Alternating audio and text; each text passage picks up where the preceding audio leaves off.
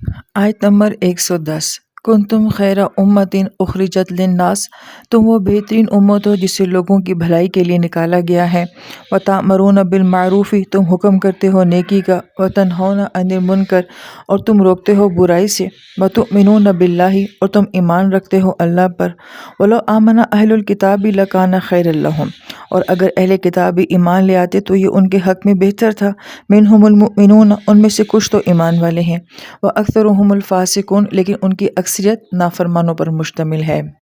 इस आयत मुबारका का आगाज़ कुंतुम से हो रहा है, जिसके मुख्तलिफ माना जो है वो बयान किए गए हैं।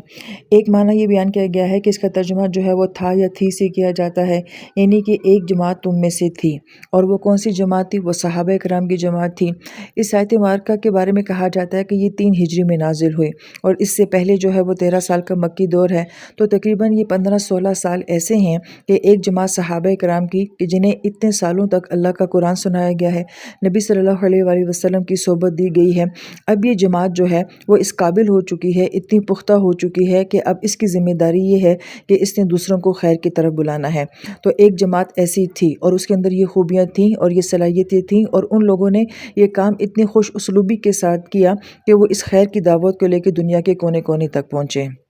फिर दूसरा इसका माना ये भी बयान किया जाता है कि काना का ताल्लुक जो होता है वो माजी के साथ होता है, तो गोया कि इस उम्मत को माजी की उम्मत के साथ जोड़ा गया है, यानी कि तुम सभी एक उम्मत वाहिदा हो। लेकिन इस उम्मत की खुसूसियत ये है कि जैसे कि पिछली उम्मतें जो थी वो किसी ख़ास इलाके के लिए या किसी ख़ास नस्ल के लिए होती थीं। यही वजह है कि यहूद व नसारा को जो है वो बनी इसराइल कहा गया है, लेकिन इस उम्मत को जो है बनी इस्माइल नहीं कहा गया, बल्कि इस उम्मत को उम्मत कहा गया है। यानी कि ये उम्मत दूसरों से मुख्तलिफ इसलिए है कि ये किसी ख़ास कौम, किसी ख़ास नस्ल के लिए नहीं है, बल्कि ये कुल इंसानियत के लिए है। फिर आयत मुबारका में चूँकि लिन्नास आ रहा है कि कुल इंसानियत के लिए खैर का काम करना है, तो ज़ाहिर बात है सारी इंसानियत तो मुसलमान नहीं है, तो इसका मतलब है कि गैर मुस्लिम भी इसमें शामिल हैं। तो गैर मुस्लिम को खैर की दावत देने के लिए ज़ाहिर बात है उनके साथ ताल्लुक़ होना, उनके साथ लिंक होना बहुत ज़रूरी है। यहाँ पे फिर उलमा किराम ये फरमाते हैं कि जैसे कि आम सोच ये है कि हम ये समझते हैं कि जो बाहर का माहौल होता है या गैर दीनी माहौल होता है वहाँ हमारे अपने दीन को नुकसान होता है, तो ऐसे माहौल से जो है वो बचना चाहिए। तो बाज़ उलमा किराम की राय ये है कि अगर हम तमाम अंबिया अलैहिमुस्सलाम की ज़िंदगी को देखते हैं तो उन्हें ऐसी ही जगहों पर भेजा गया था जो कि बदतरीन जगह थी, जहाँ पे शिर्क और गुनाह अपने उरूज के ऊपर थे। इवन मक्का कैसी बस्ती थी, मदीना शरीफ कैसी बस्ती थी कि जहाँ पे हर तरह का गुनाह जो था वो बहुत आम था, और इन्हीं माहौल में रह के अंबिया ने जो है वो काम किया है। लिहाजा हमें भी जब खैर की दावत को फैलाना होगा और लोगों तक पहुँचना होगा, तो फिर हमें इस तासुर से बाहर निकलना होगा कि अगर हम वहाँ जाएंगे तो हमारे अपने दीन को नुकसान हो जाएगा। तो गोया कि इस सूरत में हमें कुल इंसानियत के साथ जुड़ना है और हर तरह के माहौल में दीन का काम करना है। फिर इन्नास के अंदर एक और ख़ूबसूरत बात जो कही गई है, चूँकि ये किसी ख़ास मुसलमान के लिए नहीं है, किसी ख़ास मोमिन के लिए नहीं है ये उम्मत, बल्कि कुल इंसानियत के लिए है। तो इसका मतलब है कि इसका ये खैर का काम जो है ये बहुत बड़ी सतह का काम है, बहुत बड़े लेवल का काम है, क्योंकि अगर किसी ख़ास तबके के लिए होता तो बड़ा महदूद काम होता। तो लिन्नास से हमें ये बात भी समझ आती है कि खैर की दावत देना ये बहुत बड़े पैमाने पर है और बहुत बड़ी सतह का काम है। फिर आयत मुबारका में जो कुंतुम का लफ्ज़ है इसका तर्जुमा जो है वो हाल से भी किया जाता है, यानी कि है का तर्जुमा भी होता है। तो इस सूरत में आयत मुबारका का माना बनता है कि तुम्हें मुसलसल एक जमात ऐसी होनी चाहिए कि जिसके अंदर ये सलाहियत हो कि वो लोगों को खैर की तरफ बुलाती रहे।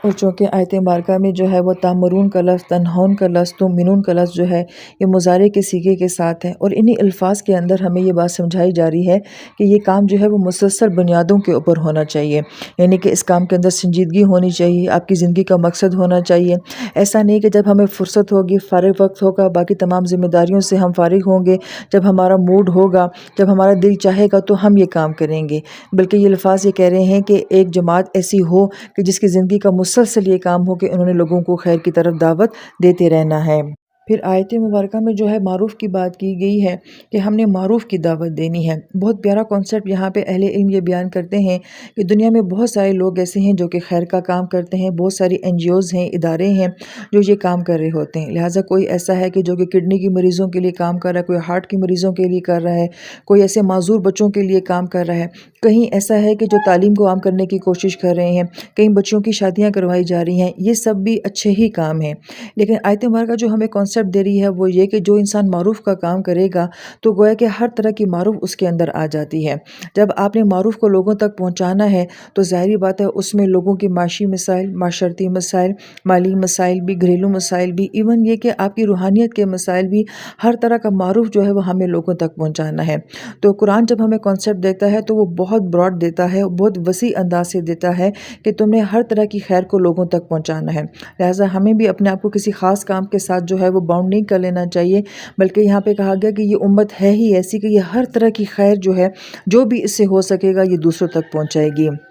پھر یہاں پہ اہل علم ایک اور بڑی اہم بات یہ بھی فرماتے ہیں کہ یہ محض اداروں کا کام نہیں ہے، یہ گورنمنٹ کا کام نہیں ہے، انتظامیہ کا کام نہیں ہے، بلکہ ہر انسان کا انفرادی یہ کام ہے کہ اس نے یہ کام کرنا ہے۔ ہم یہ دیکھتے ہیں کہ اگر کوئی ادارہ یہ کام کرنا بھی چاہے تو آخر وہ کتنی حد تک کرے گا، کتنے لوگوں کے لیے کر لے گا۔ کوئی اسٹیٹ بھی اگر یہ کرنا چاہے گی تو وہ کتنے لوگوں کے لیے کر لے گی۔ لیکن اگر ہر انسان ہی یہ کام کرنے کی کوشش کرے گا تو یہ خیر جو ہے وہ کتنی دور تک پھیلے گی۔ ہم باہر کے ملکوں میں دیکھتے ہیں کہ وہاں پہ بچوں کو اس وقت تک جو ہے وہ پاس نہیں کیا جاتا جب تک کہ وہ 40 گھنٹے ایسے نہ گزار لیں جس میں انہوں نے کوئی ویلفیئر کا کام نہ کیا ہو۔ تو باقاعدہ وہاں پہ ان کے ذمہ یہ ذمہ داری لگائی جاتی ہے کہ آپ نے لازمی جو ہے کوئی ایسا کام کرنا ہے جس سے آپ نے کسی دوسرے کو نفع پہنچایا ہوا ہو۔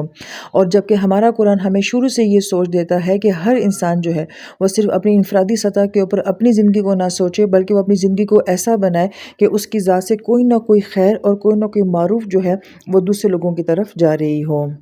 پھر اس کے بعد ہم آیت مبارکہ میں دیکھتے ہیں کہ معروف کا بھی ذکر کیا گیا اور منکر سے منع کرنے کا بھی ذکر کیا گیا کہ یہ دونوں کام جو ہیں وہ بیلنس ہونے چاہیے۔ اس کو ہم نے سابقہ آیت میں دیکھ لیا تھا، لیکن اس کے بعد تؤمنون باللہ کا ذکر کیا گیا ہے کہ تم اگر اللہ کی ذات کے اوپر ایمان رکھتے ہو تو ہونا تو یہ چاہیے تھا کہ پہلے ایمان کا ذکر کیا جاتا، یعنی کہ ایمان والا ہوگا وہی ایسی سوچ رکھے گا، ایسے کام کرے گا۔ تو لیکن پہلے کام کو بیان کیا گیا ہے، بعد میں ایمان کو بیان کیا گیا ہے۔ تو علماء کرام یہ نقطہ بیان فرماتے ہیں کہ یہ کام کرنا جو ہے انسان کے ایمان کو بہت ترقی دیتا ہے، یا ان کاموں کا ہونا جو ہے وہ اس بات کی علامت ہے کہ یہ انسان ایمان والا ہے۔ اس لیے کام کا ذکر پہلے کیا گیا اور ایمان کا ذکر جو ہے وہ بعد میں کیا گیا ہے۔ پھر آیت مبارکہ میں یہ کہا جا رہا ہے کہ ان میں سے کچھ تو ایسے ہیں جو کہ ایمان والے ہیں، لیکن اکثر ایسے ہیں کہ جو کہ فاسق ہیں۔ اب اس آیت مبارکہ کے ضمن میں پہلی بات یہ کی جاتی ہے کہ اگر اس کو صرف خاص معنوں میں لیا جائے تو اس سے مراد، چونکہ یہ مدینہ شریف میں آیت نازل ہو رہی ہے تو اس وقت کی سوسائٹی مراد لی جائے جو کہ مدینہ کے اندر موجود تھی، تو اس میں بہت کم ایسے لوگ تھے جو کہ خالص ایمان والے تھے، اور اس وقت اکثریت ایسے لوگوں کی تھی جو کہ فاسق تھی۔ تو گویا کہ اس سینس میں جو ہے یہاں پہ کہا گیا ہے کہ کم ہیں جو کہ ایمان والے ہیں اور اکثر جو ہیں وہ فاسق ہیں۔ اور اگر اس کا عموم کے لحاظ سے معنی لیا جائے تو پھر تو یہ بات بنتی ہے کہ اکثر لوگ جو ہوتے ہیں وہ فاسق ہوتے ہیں، وہ بات ماننے والے نہیں ہوتے، اور ان میں سے کچھ لوگ جو ایسے ہوتے ہیں جو کہ ایمان والے ہوتے ہیں۔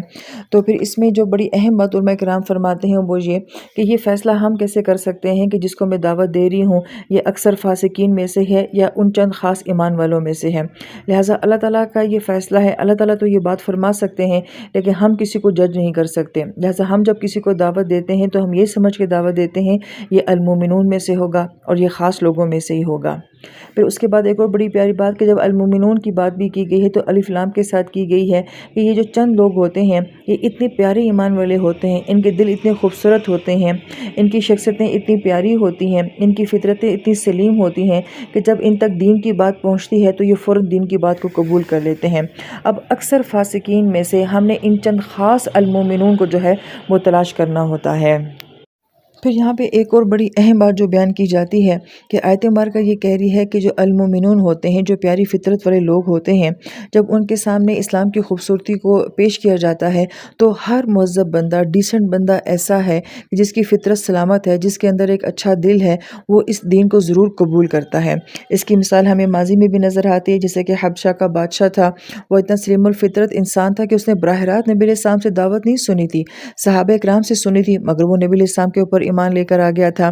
لہٰذا دوسرے مذاہب میں بھی بہت سارے لوگ ایسے ہیں کہ جو اپنے مذہب پہ عمل کرتے ہوئے بہت اچھی سوچ والے، بہت اچھے اعمال والے، بہت اچھی عبادات والے ہوتے ہیں، اور جب ان کے سامنے دین کو صحیح طریقے سے پیش کیا جاتا ہے تو گویا کہ وہ اسلام میں آ کے بھی بہت خوبصورت ہو جاتے ہیں۔ یہاں پہ جو اہم بات سمجھانے والی ہے وہ یہ کہ یہ اسلام دین جو ہے یہ اتنا عین فطرت کے مطابق دین ہے کہ کوئی بھی مہذب بندہ ہوگا، ڈیسنٹ بندہ ہوگا، وہ اس کو ضرور قبول کرے گا۔ اب اگر کوئی قبول نہیں کر رہا تو پھر دو ہی وجوہات ہو سکتی ہیں۔ ایک وجہ یہ ہے یا تو سامنے والے کی فطرت جو ہے وہ مسخ ہو چکی ہے، اس کی فطرت اندر سے مر چکی ہے، لہٰذا وہ دین اسلام کی خوبصورتی کو پہچان ہی نہیں پا رہا، یا پھر یہ ہے کہ اس کے سامنے جس طرح سے دین کو پیش کیا جا رہا ہے وہ مؤثر انداز نہیں ہے، کہ اگر دین کو مؤثر انداز سے سامنے والے کے سامنے پیش نہ کیا جائے، کہ وہ اس کو اپیل نہ کرے، تو پھر اس میں دین پیش کرنے والے کا قصور ہے۔ یہی وجہ ہے کہ سامنے والا قبول نہیں کر رہا۔ لہٰذا یہ دونوں پوائنٹ جو ہیں وہ بہت ہی ضروری ہیں۔ سامنے والا اگر خوبصورت انسان ہے